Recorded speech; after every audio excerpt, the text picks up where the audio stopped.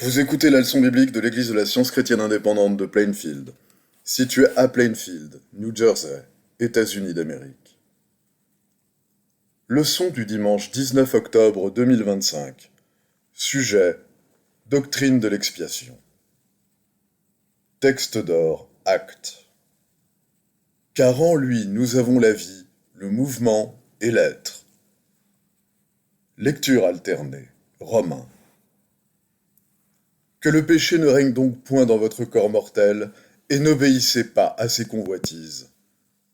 Ne livrez pas vos membres au péché comme des instruments d'iniquité, mais donnez-vous vous-même à Dieu comme étant vivants de mort que vous étiez, et offrez à Dieu vos membres comme des instruments de justice. Car le péché n'aura point de pouvoir sur vous, puisque vous êtes non sous la loi, mais sous la grâce. Quoi donc? Pécherions-nous parce que nous sommes non sous la loi, mais sous la grâce? Loin de là. Ne savez-vous pas qu'en vous livrant à quelqu'un comme esclave pour lui obéir, vous êtes esclave de celui à qui vous obéissez, soit du péché qui conduit à la mort, soit de l'obéissance qui conduit à la justice? Mais grâce soit rendue à Dieu de ce que, après avoir été esclave du péché, vous avez obéi de cœur à la règle de doctrine dans laquelle vous avez été instruits. Ayant été affranchis du péché, vous êtes devenus esclaves de la justice. La Bible. Heureux celui à qui la transgression est remise, à qui le péché est pardonné. Heureux l'homme à qui l'Éternel n'impute pas d'iniquité, et dans l'esprit duquel il n'y a point de fraude. Éternel, fais-nous voir ta bonté, et accorde-nous ton salut.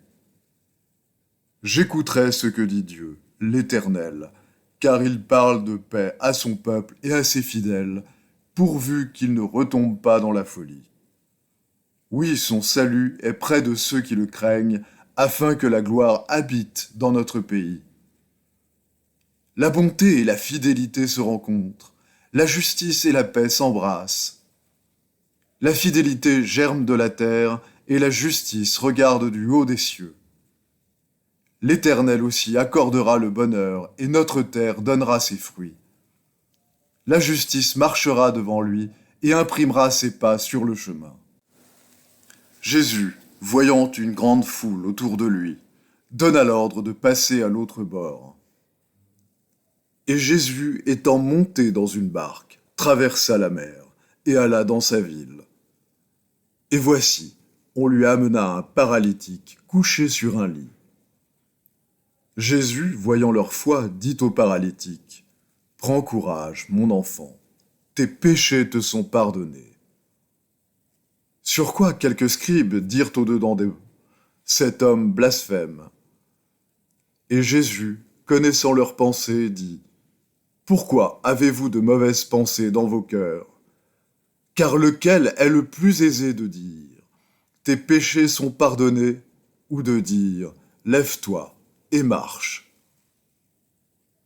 Or, afin que vous sachiez que le Fils de l'homme a sur la terre le pouvoir de pardonner les péchés, lève-toi, dit-il au paralytique, prends ton lit et va dans ta maison. Et il se leva et s'en alla dans sa maison.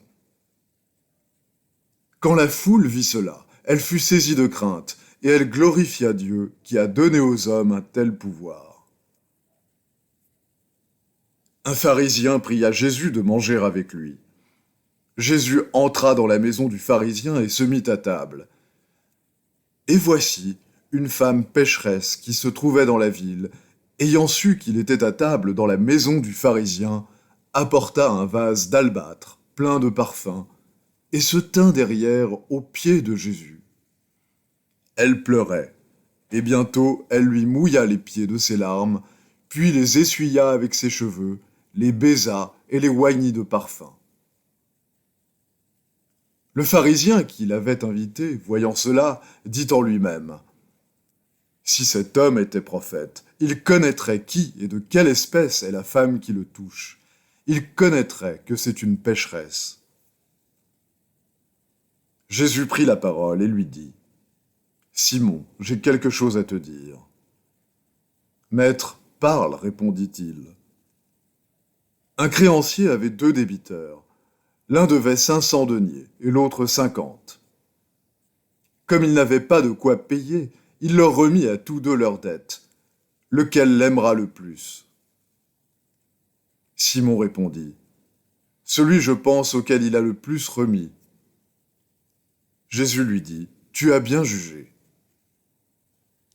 Puis, se tournant vers la femme, il dit à Simon, vois-tu cette femme?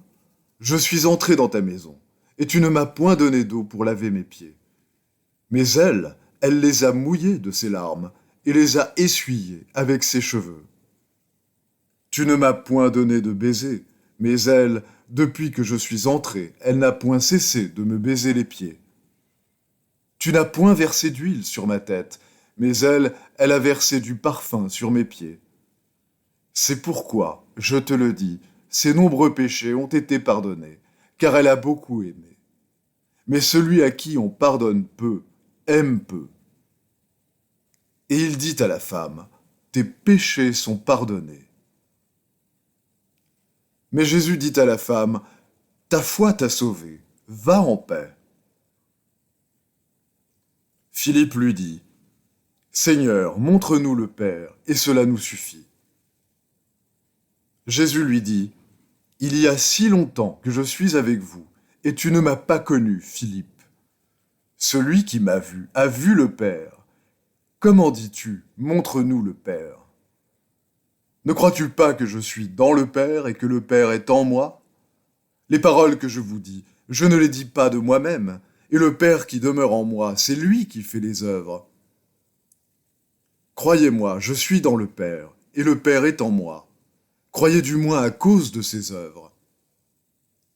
En vérité, je vous le dis, celui qui croit en moi fera aussi les œuvres que je fais, et il en fera de plus grandes, parce que je m'en vais au Père.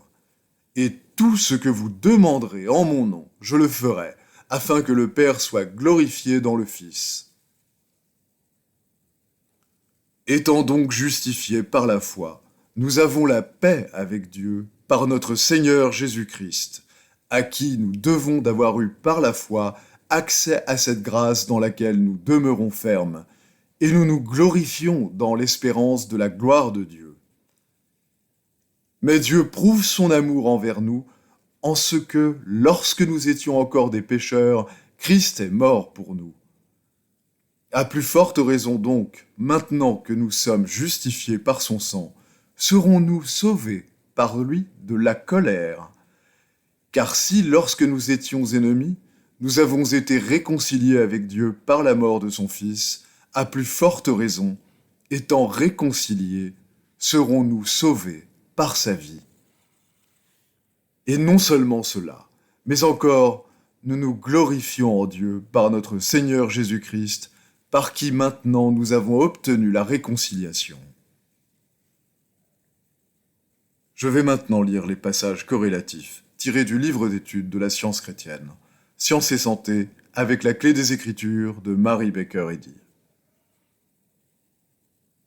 L'expiation exemplifie l'unité de l'homme avec Dieu, en vertu de laquelle l'homme reflète la vérité, la vie et l'amour divin. Jésus de Nazareth enseigna et démontra que l'homme et le Père ne font qu'un, et nous lui devons pour cela un hommage éternel.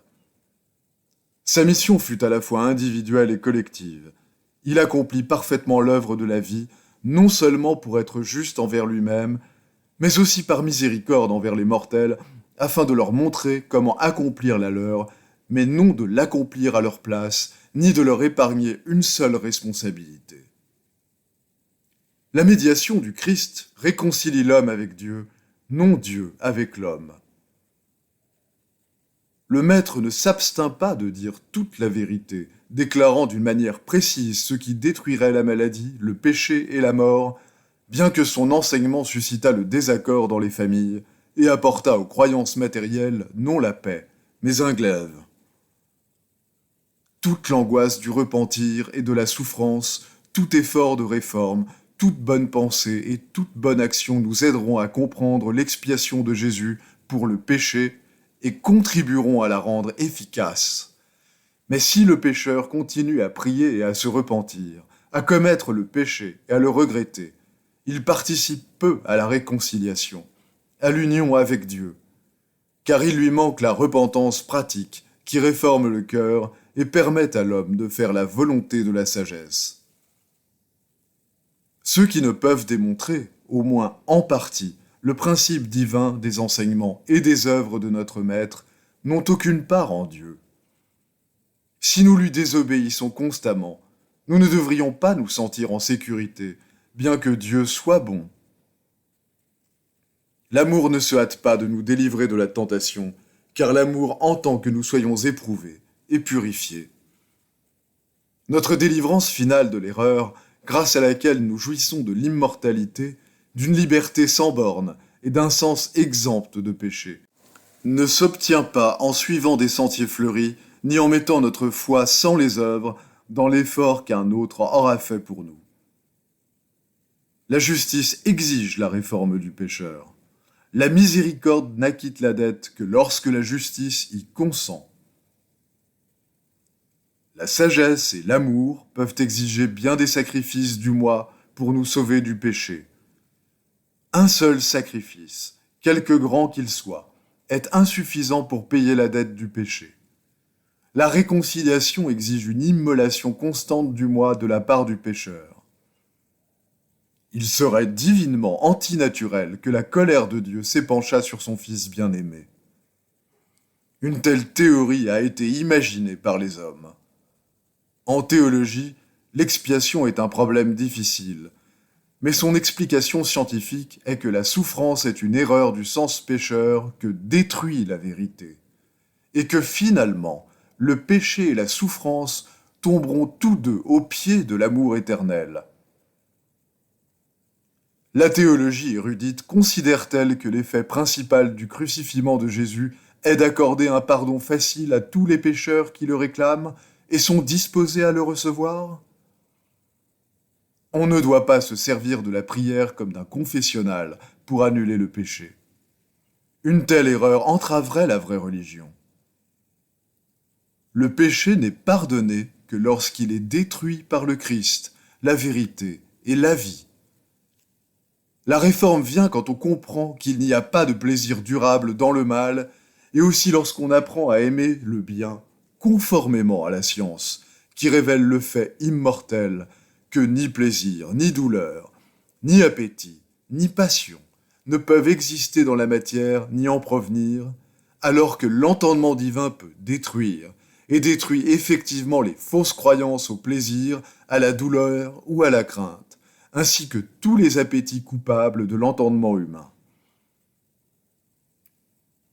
Il est relaté dans le 7e chapitre de l'Évangile selon saint Luc que Jésus fut un jour le convive honoré d'un certain pharisien nommé Simon, qui n'avait d'ailleurs rien de commun avec Simon le disciple. Pendant le repas, un incident insolite se produisit, comme pour interrompre cette fête orientale. Une étrangère entra. Sans s'inquiéter du fait que les strictes règles de la loi rabbinique lui interdisaient un tel lieu et une telle société, et tout comme si elle eût été un paria hindou s'introduisant dans la maison d'un brahmane de haute caste, cette femme, Marie-Madeleine ainsi qu'on l'a nommée depuis, s'approcha de Jésus. Jésus repoussa-t-il la femme avec mépris? Refusa-t-il son adoration? Non. Il la regarda avec compassion. Il ne s'en tint pas là. Sachant ce que disaient en eux-mêmes les gens qui l'entouraient, surtout son hôte, sachant qu'il se demandait pourquoi, étant prophète, cet invité éminent ne discernait pas immédiatement l'état d'immoralité de cette femme et ne lui ordonnait pas de s'en aller, Jésus les réprimanda par une courte histoire ou parabole. Il parla de 2 débiteurs, dont l'un devait une forte somme et l'autre une plus petite, et leur créancier commun les tint quittes tous les 2. Lequel l'aimera le plus fut la question que le maître posa à Simon, le pharisien.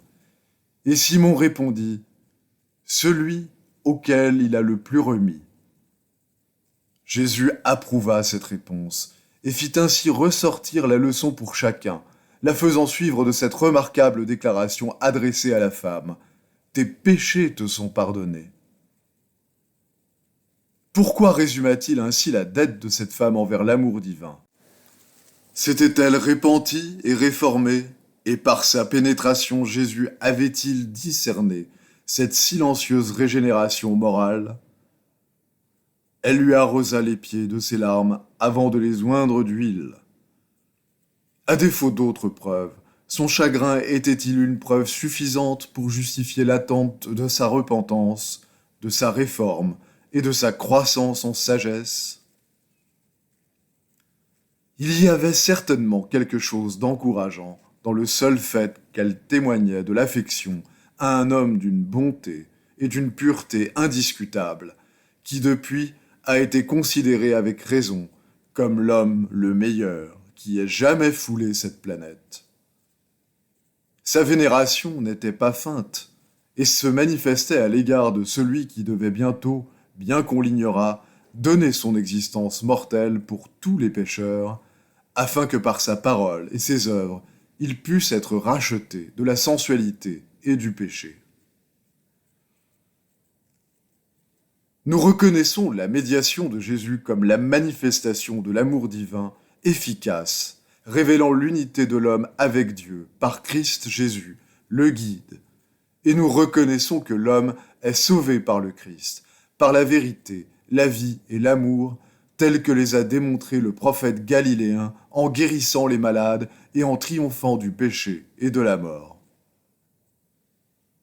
Si la vérité est en voie de surmonter l'erreur dans votre vie et votre conduite quotidienne, vous pourrez finalement dire « J'ai combattu le bon combat, j'ai gardé la foi », parce que vous serez devenu meilleur. C'est ainsi que nous participons à l'union avec la vérité et l'amour. Pour la victoire remportée sur un seul péché, nous rendons grâce et nous magnifions l'Éternel des armées. Que dirons-nous de la puissante victoire remportée sur tout péché? Le chant le plus haut, le plus doux qui soit jamais monté aux cieux, s'élève aujourd'hui plus clair et plus proche du grand cœur du Christ, car l'accusateur n'est pas là, et l'amour fait entendre ses accords éternels et primordiaux. Les devoirs quotidiens de Mary Baker Eddy. Prière quotidienne. Il sera du devoir de tout membre de cette Église de prier chaque jour. Que ton règne vienne, que le règne de la vérité, de la vie et de l'amour divin soit établi en moi et élimine de moi tout péché. Et puisse ta parole enrichir les affections de toute l'humanité et la gouverner. Règles pour les mobiles et les actes. Ni l'animosité, ni un attachement purement personnel ne doivent déterminer les mobiles ou les actes des membres de l'Église mère. Dans la science, l'amour divin seul gouverne l'homme. Et un scientiste chrétien reflète les 12 aménités de l'amour en réprouvant le péché et en manifestant un véritable esprit de fraternité, de charité et de pardon.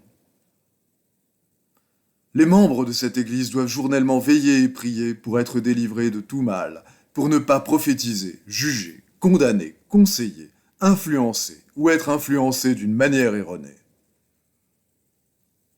Vigilance face au devoir.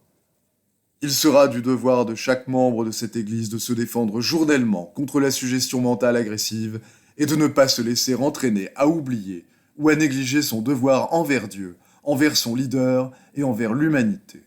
Par ses œuvres, il sera jugé et justifié ou condamné.